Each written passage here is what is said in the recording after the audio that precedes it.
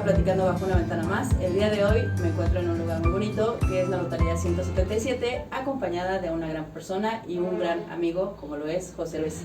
Bienvenido, José Luis. Al contrario, bienvenida. Gracias. Aquí estás en la Notaría 177, donde yo trabajo. Y bueno, pues a tus órdenes. Le damos. Así es, le damos para adelante. Ok.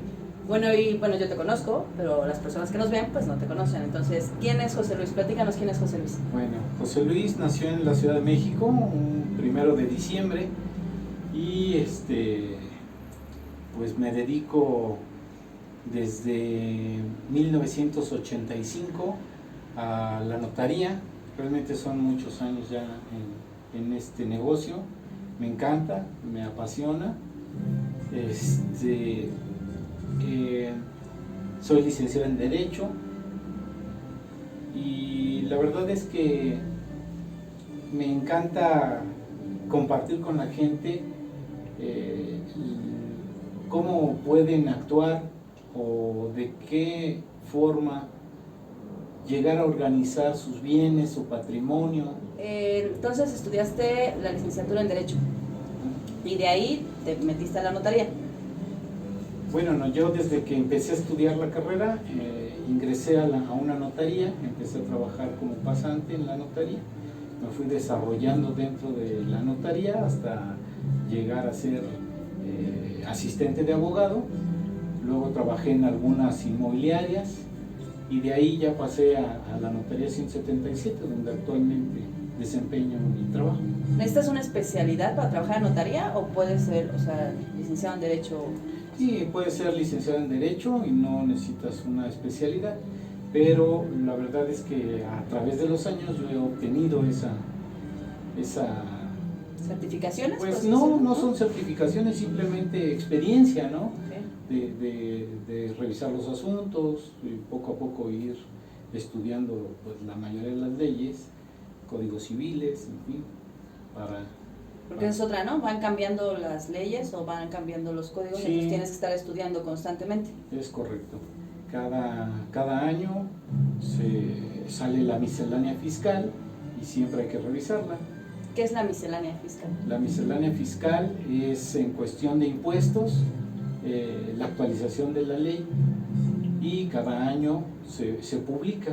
Entonces cada año hay que estarla revisando porque se van modificando los impuestos, van cambiando las tarifas, en fin. Bueno, ya que estamos aquí en esta notaría, platícanos por qué es importante acudir a una notaría o cuándo tengo que acudir a una notaría.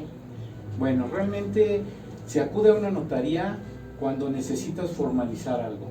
El notario es la persona que se encarga de dar fe y legalidad, por así decirlo, de bienes, de actos o hechos que se presentan. Simple y sencillamente con un notario se puede otorgar testamento, se puede hacer una operación de compraventa, se puede hacer una cancelación de hipoteca, otorgar un crédito hipotecario, donde quede garantizado el acreedor con el inmueble que está comprando,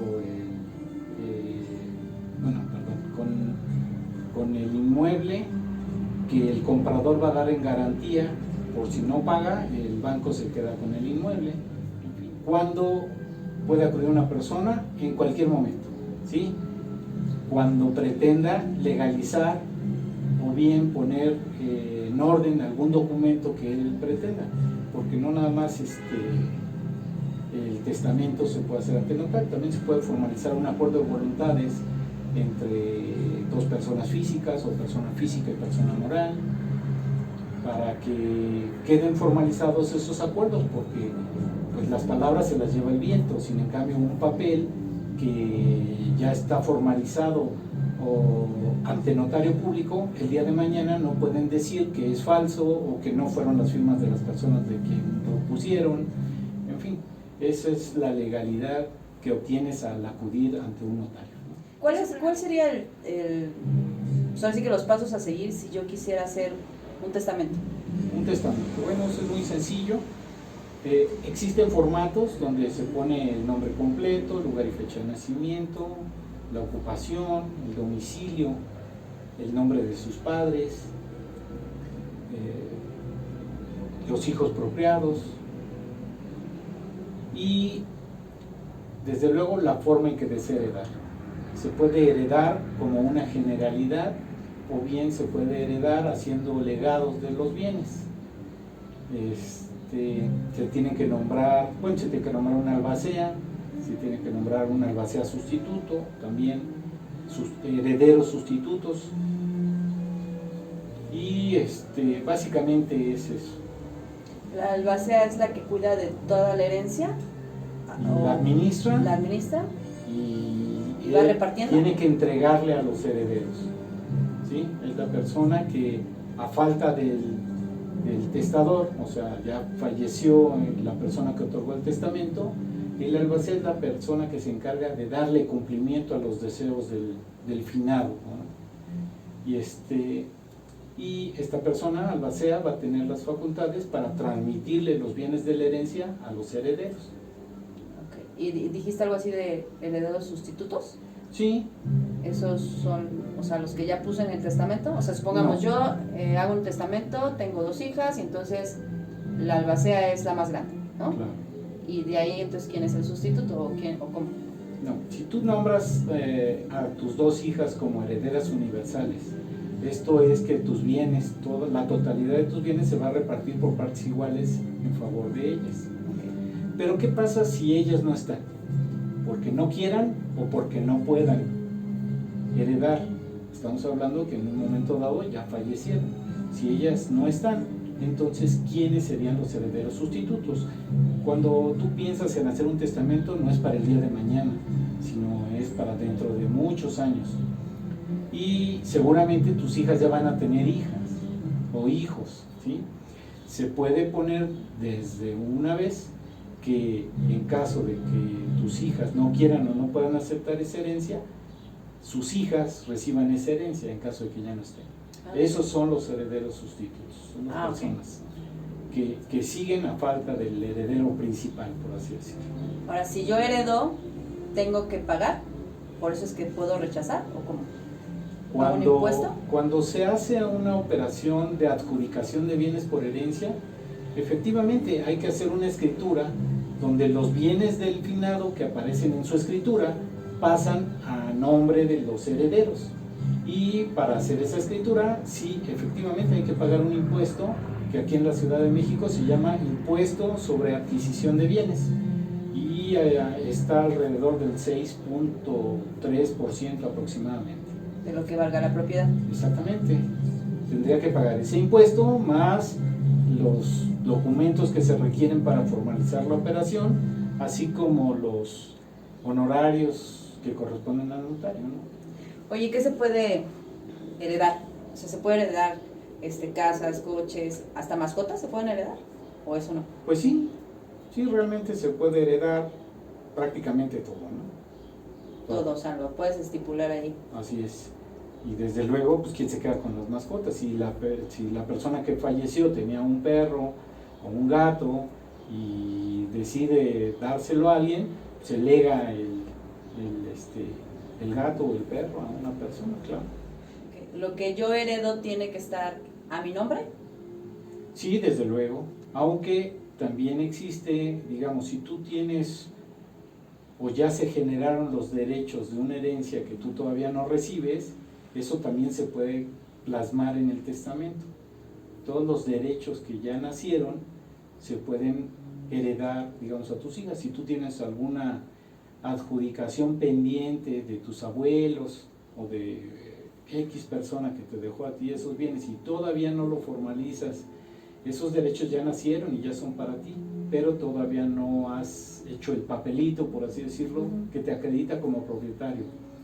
Sin embargo, esos derechos sí se pueden transmitir a tus hijas cuando te los adjudiques. Y si no te los adjudicas, tus hijas, en representación de la sucesión tuya, se tendrían que adjudicar esos bienes para poderlos adjudicar hacia ellas.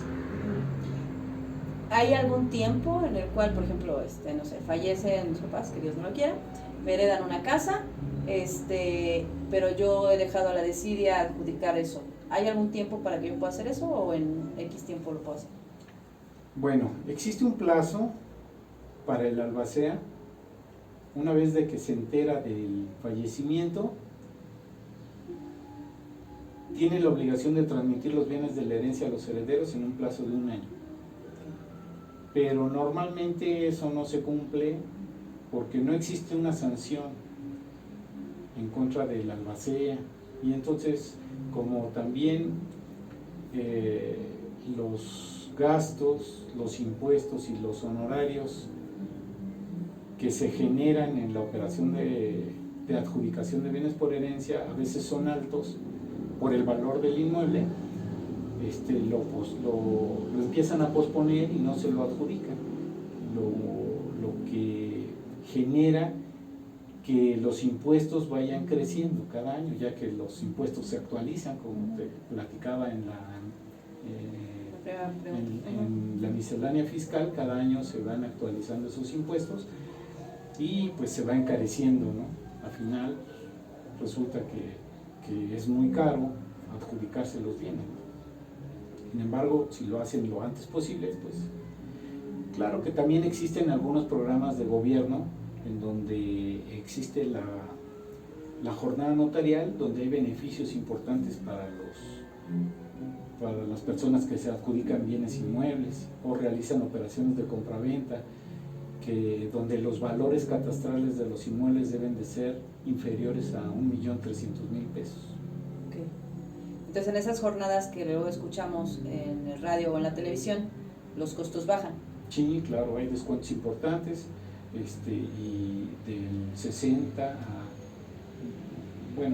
del 10 al 60% en algunos casos, y del 40 y del 80 en sucesiones. Ah, pues sí conviene, ¿no? Sí, sí conviene, claro. ¿Esas jornadas cada cuándo se hacen? Son anuales, cada año tienen vigencia y terminan con el año lectivo, ¿no? ¿Tendrían que ir o sea, se ponen en un lugar o pueden ir directo a la notaría? Antes de la pandemia se ponían en todas las explanadas de las delegaciones, y ahora con la pandemia en cada notaría puede solicitar sus volantes de participación al Colegio de Notarios, y ahí se los entregan para que los clientes puedan gozar de sus beneficios. Ahorita me dijiste Colegio de Notarios, o sea, ¿puedes entrar directo a estudiar como notario? No, el Colegio de Notarios es una asociación donde agrupa a los notarios. Ah, ok. Pero no, ellos sí imparten algunos cursos, pero no es una escuela como tal, ¿no? ¿Ese colegio certifica para que seas notario?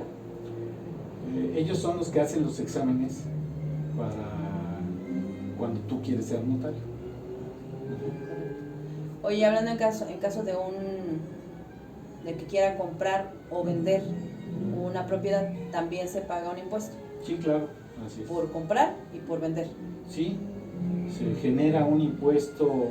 Cuando uno vende, se genera un impuesto federal que se llama impuesto sobre la renta por enajenación de bienes, y cuando uno compra se llama el impuesto sobre adquisición de bienes inmuebles, impuesto de adquisición de bienes inmuebles, y es el ISAI. El impuesto sobre la renta, en caso de una operación donde el valor esté dentro de las 500,000 UDIs, esa cantidad es la que se puede exentar si yo vendo mi casa. Si yo vendo mi casa y el valor no excede de los 4.700.000 pesos aproximadamente, yo puedo exentar ese impuesto si presento mis recibos de luz o teléfono y que estén a mi nombre y que correspondan al inmueble que estoy vendiendo. No se genera el impuesto y no pagaría ni un peso. Okay. Pero en el caso del comprador, sí paga por adquisición. Él tendría que pagar ¿La gente acude a la notaría? O sea, ¿es frecuente que acudan? Sí, fíjate que sí, es muy común que los clientes acudan a la notaría, no como quisiéramos, ¿verdad? Pero sí acuden a la notaría. De la población de la Ciudad de México, la población mexicana, ¿existe esta cultura de heredar? O sea, porque yo, no sé, oigo muchas historias de nuestros abuelos, más abuelos y padres, que nunca hicieron testamento y de repente los hermanos están agarrando de la greña, ¿no? Es correcto. No, desgraciadamente la gente por desconocimiento, porque digo, actualmente un testamento vale 2,500 pesos, no acude a la notaría porque piensan que es muy caro o que el testamento cuesta en base a los bienes que tienen y entonces no hacen testamento. La verdad es que... O sea, hacer un testamento me cuesta 2,500 pesos. Es correcto. Yo pensé que era más caro. Ok. Entonces, y así te quitas de muchos problemas o le quitas a la gente problemas. Pues sí, porque tú decides quiénes van a ser tus herederos. Y si no haces testamento, lo suple la ley. La ley decide que será para tu esposa o tus hijos, depende cómo se hayan casado, pero ya no lo decidiste tú. A lo mejor se lo quieres dejar nada más a tu esposa y no, ahí ya van a si no haces testamento, pues van a entrar tus hijos a tu herencia, ¿no? En un momento pueden tener derecho. ¿Hasta derecho. qué línea generacional pueden entrar? O sea, los bisnietos podrían entrar a pelear eso, o solo directos, padres e hijos. Es que para que puedan heredar las personas que tú me indicas, necesita haber fallecido todos los demás. Entonces okay. Es que primero heredan los hijos, a lo mejor con la esposa, o nada más los hijos, y luego los hijos de los hijos, y así nos vamos. Luego, si ya no hay más, se empiezan a abrir los colaterales, ¿no? O si viven todavía tus padres, pueden heredar tus padres todavía. Entonces, pero pues ahora sí que hay muchas variantes, depende de eso, ¿no? Okay. Pues entonces, factible hacer un testamento. Sí, claro, es importante hacerlo. Y de repente evitas que se pierdan las cosas, ¿no? Bueno, las cosas no se pierden, ¿no? Bueno, que se las quede alguien que no debe de quedárselas, o por las que no trabajó, o por las que no... Sí, eso sí puede ser, ¿no? Que no la hay familia, en un momento dado, ¿no? O porque no dejaste o no hiciste la adjudicación de los bienes de los abuelos, luego resulta que un nieto, ¿no? Abusado que entró al inmueble, bueno, pues te dejo vivir ahí por unos meses, resulta que ya se adueñó del inmueble, ya construyó y ahora ya no los deja entrar. Entonces, esos son problemas muy comunes en la Ciudad de México. Realmente es importante que acudan al notario para pues no dejar problemas y arreglar todo. Sí, hay casos de pelea que bueno, he escuchado que llevan 10 años, 15 años en esto de los juzgados. Bueno, y ahorita con la pandemia se atrasó un chorro todo, claro. Todos los trámites, ¿no? Sí, está complicado. Sí, está complicado y además sale más caro, porque si los hermanos no se ponen de acuerdo, hay que meter abogados. Hay que pagar abogados y los únicos que salen ganando desde luego son los abogados, porque a final de cuentas se tienen que poner de acuerdo para que se pueda dictar una resolución y puedan repartirse los bienes, ¿no? Ok. Si yo hago mi testamento y mis hijas son menores de edad, ¿pueden recibir la herencia o tendría que tener un guardia o una persona mayor de edad acá? Bueno, sí, ellas pueden recibir la herencia, no importa que sean menores de edad. Digamos, su papá tendría que firmar como representante de ellas, ¿sí? Pero ellas pueden recibir su herencia sin ningún problema. Si tú haces testamento y tienes hijos menores de edad, dentro del testamento tú puedes estipular quién puede ser un tutor y un curador de tus hijos. ¿Qué es el curador? El curador es la persona que se encarga de vigilar que el tutor haga bien o desempeñe bien su trabajo, ¿sí? Y el tutor es quien se encarga de la patria potestad de los menores, como si fueran los padres. Pero para que entre en funciones ese nombramiento, tienen que faltar los dos padres, porque digamos, si sobrevive tu esposo, él es el que tiene la custodia de las menores, ¿no? Claro. Entonces ese nombramiento solamente es en caso de que no esté ninguno de los dos. Ahí entraría el nombramiento de tutor en favor de las hijas. Ellos serían quienes se encargarían ya de cuidar a tus hijas sin tener que hacer un trámite judicial para que les designen un tutor. Está muy interesante lo que platicamos. porque la gente no tiene el conocimiento, ¿no? Como dices, creo que tendríamos que tener esa cultura y otras culturas que los mexicanos no tenemos porque decimos, bueno, luego, ¿no? O, bueno, pues a ver cómo le hago, o bueno, ya merito, y pues así nos vamos y dejamos las cosas al olvido, ¿no? Somos muy decidiosos, claro, muy decidiosos. Sí. Oye, y dejando tantito de lado este tema, ¿una pasión que tengas? Una pasión. Bueno, a mí me gusta mucho la fotografía y por azares del destino no he podido hacer lo que a mí me gustaría hacer. Lo que te apasiona. Lo que realmente me apasiona, pero ahí entramos en realmente te apasiona. Pues la verdad es que sí me encanta, pero a veces por el trabajo, la familia, en fin, lo dejamos. Yo creo que sí, ¿no? Porque las veces que hemos coincidido, pues siempre estás con tu cámara, ¿no? Y sí. siempre estás tomando fotografías. Sí, trato de entonces, hacer. Entonces yo creo que sí es algo que, pero a lo mejor por la falta de tiempo, pues no lo hemos podido hacer. Recuerdo, pues ya que antes de la pandemia, que dijiste que ibas a tomar un curso de fotografía o algo así. Lo tomé. ¿Sí lo tomaste? Sí, lo tomé y caray, bueno, aprendí cosas, ¿no? Pero falta mucho. Pero sí, es una de las cosas que me apasiona, me gusta mucho. ¿Y una anécdota que nos puedas contar de acuerdo a tu trabajo? Bueno, de acuerdo al trabajo. Bueno, esto sí es una anécdota y es importante. Pues sí, no tiene mucho que vino un cliente de tiempo, y me dijo, oye, necesito hacer mi testamento, lo voy a plasmar, me llevo la solicitud, regreso en 2 semanas. Pues resulta que le dio COVID y ya no regresó. Mi cliente falleció de COVID. Entonces, eso sí me dejó muy pensativo con respecto a que, pues hoy estamos, mañana no sabemos. Y la verdad es que dejó muchos problemas.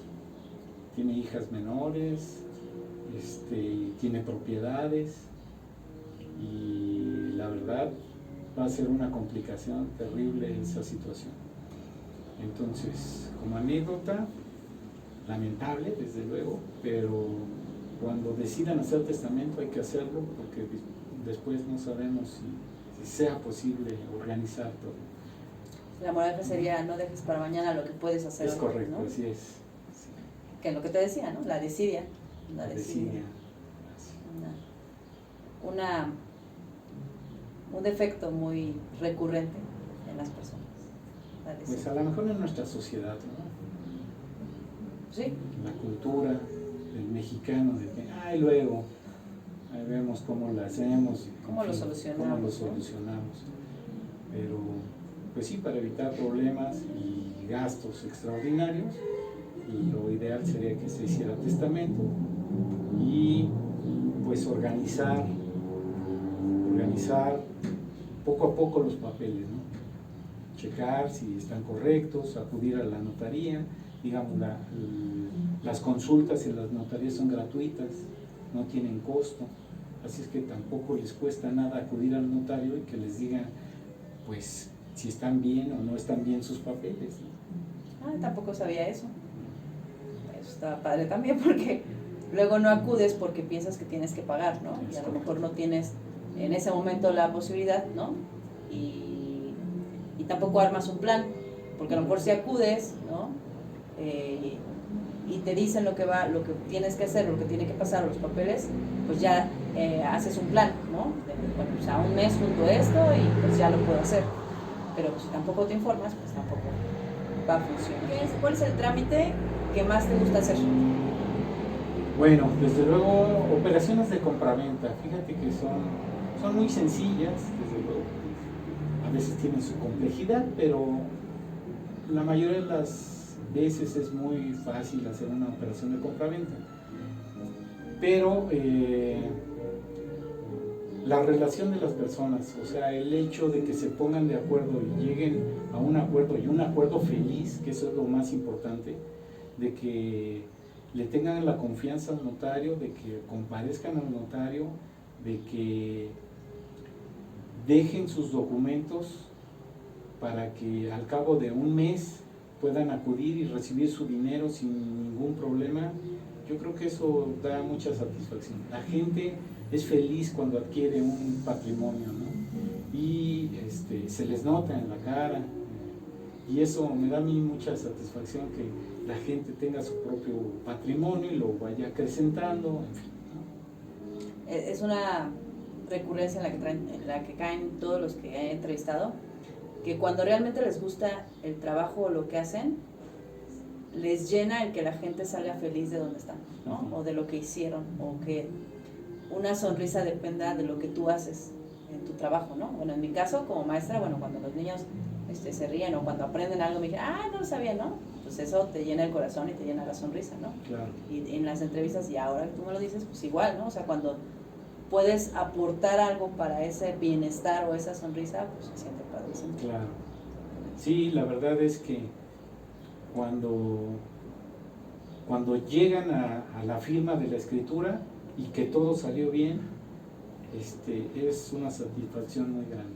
Y, o sea, ¿cuánto es como el tiempo para poder a lo mejor hacer esto de compra y venta? ¿Cuánto tiempo se tiene que tardar ese proceso? Para preparar una escritura de compra-venta nos tardamos entre 3, 4 semanas, y ahora con pandemia como 6 semanas, pero normalmente ese es el tiempo promedio en el cual se obtienen todos los documentos necesarios para hacer una operación de compra-venta, ¿no? Que es el avalúo, certificaciones, el certificado de libertad de gravámenes, certificaciones de adeudo predial, de agua, certificación de zonificación, uso de suelo. Si algo de esos papeles no está, eso es lo que nos hace que se retrase. Exactamente, sí. La autoridad de repente se atrasa en la entrega del documento y eso es lo que nos detiene la firma de la escritura. Si yo voy a vender, yo tengo que tener en regla predio, agua, luz, todo. ¿De cuántos años para acá o todos los años? Bueno, predial y agua de los últimos 5 años es lo que exige la ley. La luz no la revisamos nosotros como tal, porque en caso de que no se pague, pues cortan el servicio, pero no, nuestra recomendación es que el cliente verifique que está al corriente en el pago, porque no hay obligación de la ley para nosotros de revisarlo.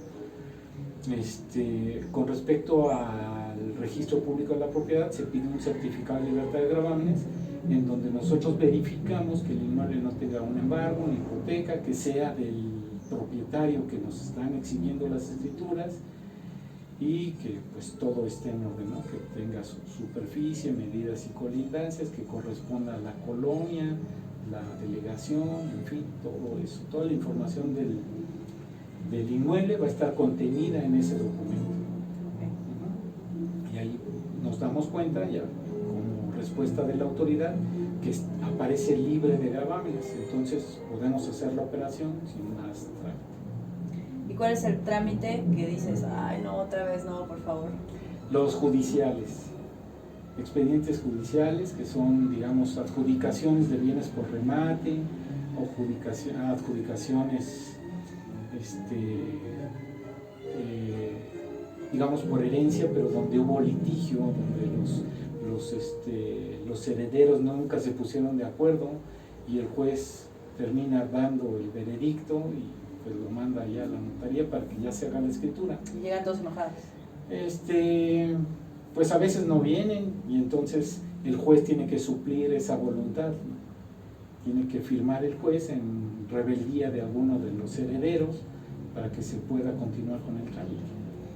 Entonces a veces no se arreglan hasta que se tiene que consignar, digamos, si van a hacer una operación de compra, primero adjudicación y luego venta del inmueble, se tiene que consignar esa parte del valor del inmueble del heredero que no compareció, se le consigna en juzgados para que después él lo cobre, ¿no?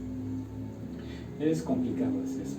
Sí, pero, por eso es que dices, ay, bueno, está pero bien. hay que hacerlo. Sí, claro, claro. Es sí. parte del trabajo. Hay cosas que no nos guste, pues no. Hay cosas que nos causan felicidad y otras no tanto, pero pues, Claro. hay que hacerlo como es. Pero son retos también. Y bueno, llegamos a una sección de preguntas más personales. Okay. ¿Le entras o no le entras? Sí, claro.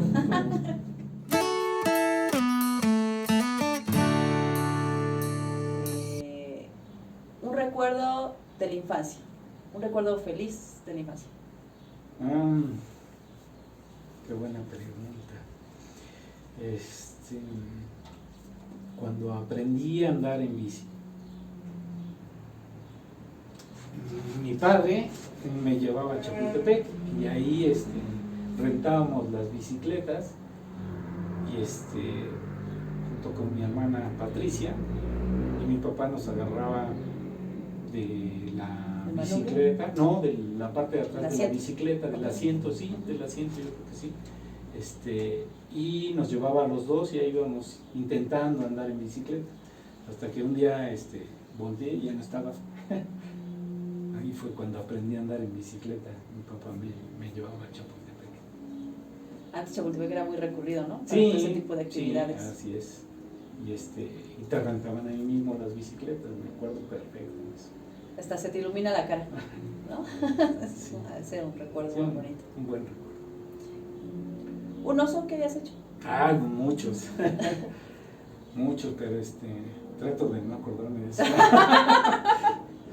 Una vez estábamos de vacaciones en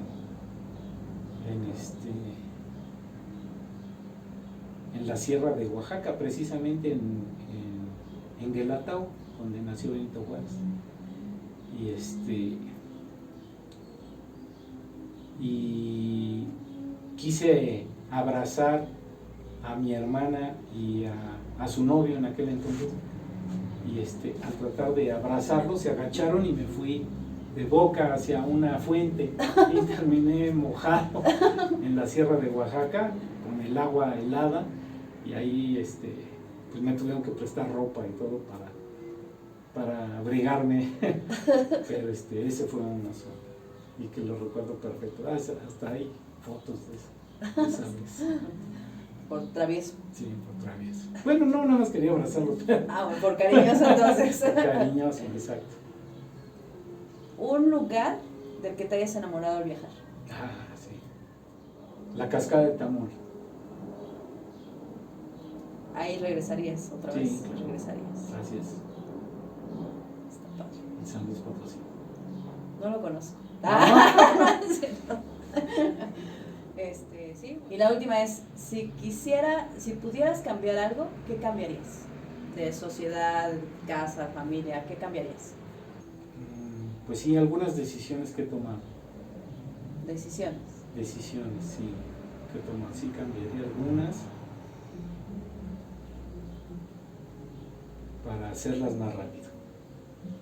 Entonces, ¿cambiarías el tiempo de las decisiones?